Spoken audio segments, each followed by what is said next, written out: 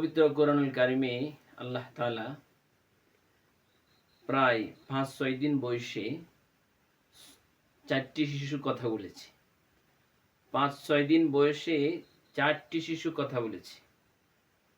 যেমন একটা হলো হযরত ঈসা আলাইহিস সালাম। ইতিহাস আপনারা জানেন, যখন মরিয়ম আলাইহিস সালাম তিনি মায়ের গর্ভে ছিলেন, তখন তার মা দ্বীনের জন্য, ইসলামের জন্য দান করে দিয়েছিলেন। এখন সে একজন নারী, এখন সে কি করবে? আল্লাহ তাআলা তখনকার সময় একজন পয়গম্বর ছিলেন, জাকারিয়া আলাইহিস সালাম। এখন মরিয়ম আলাইহিস সালামকে যখন আল্লাহর রাস্তায় দিয়ে দিয়েছে, তখন মরিয়ম আলাইহিস সালাম দ্বীনের দাওয়াত দিতে লাগলেন।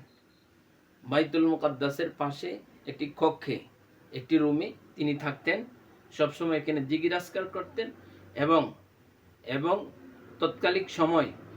তৎকালীন সময়ে মানুষদেরকে দ্বীনের দাওয়াত দিতে শুরু করলেন। মহিলাদেরকে নিয়ে আল্লাহর দ্বীনের দাওয়াত তুলে ধরলেন।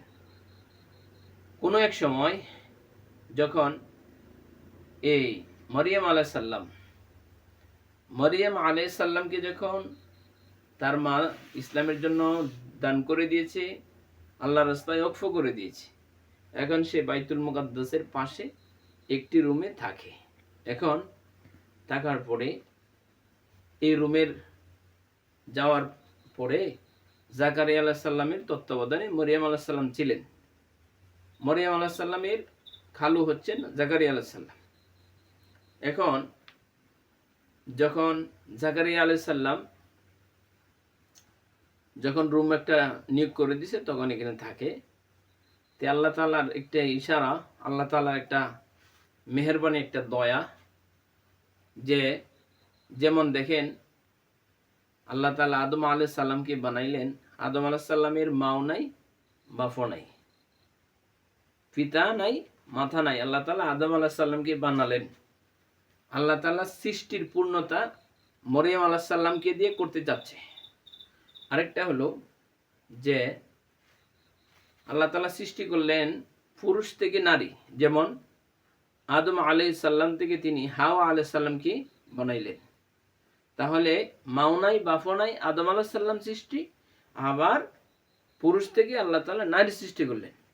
এখন আল্লাহ তাআলা চাচ্ছে যে পিতা বিহীন আল্লাহ তাআলা একটা পুরুষ সৃষ্টি করতে।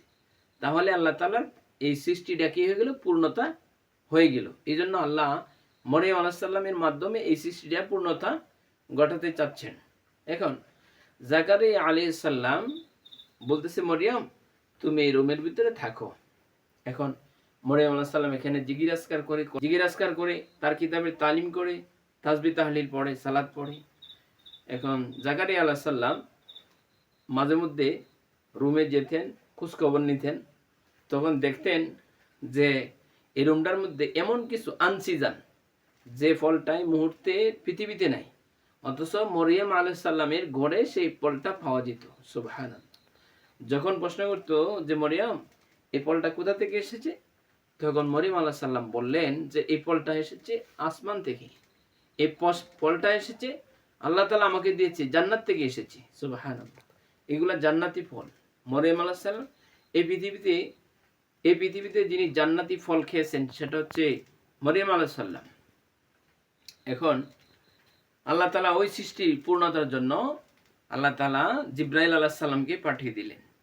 পাঠানোর পরে জিবরাইল আলাইহিস সালাম কোথায় ফেলেন? ওই যে গোসলখানায়, মানে গোসল করতেছে, অপবিত্র থেকে পবিত্র হওয়ার জন্য তিনি গোসল করতেছে।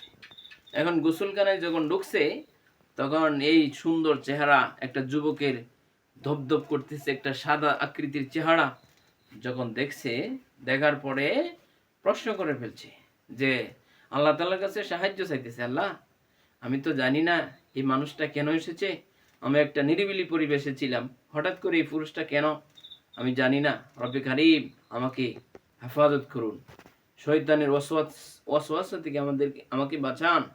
আর পুরুষকে বলতেছে, যদি তুমি তাকওয়াবান হও, যদি তুমি আল্লাহকে ভয় করো, তাহলে তুমি আমার সাথে খারাপ কাজ করো না। তখন ওই মানুষটা জবাব দিচ্ছে যে শোনো, আমি দুনিয়ার কোনো পুরুষ নয়, আমি দুনিয়ার কোনো পুরুষ নয়, আমি হচ্ছে জিব্রাইল আলাইহিস সালাম। তখন মরিয়ম আলাইহিস সালাম একটু শান্তি প্রশান্তি পেয়েছে। কারণ হলো যে ফেরেশতারা নিষ্পাপ, এদের কোনো গুনাহ নাই, এরকম কোনো খারাপ কাজ এরা জীবনে করবে না, কারণ এদের কোনো কামবাব নাই। তখন উনি আশ্বস্ত হলেন, বিশ্বস্ত হলেন এবং হতাশা দূর হয়ে গেল।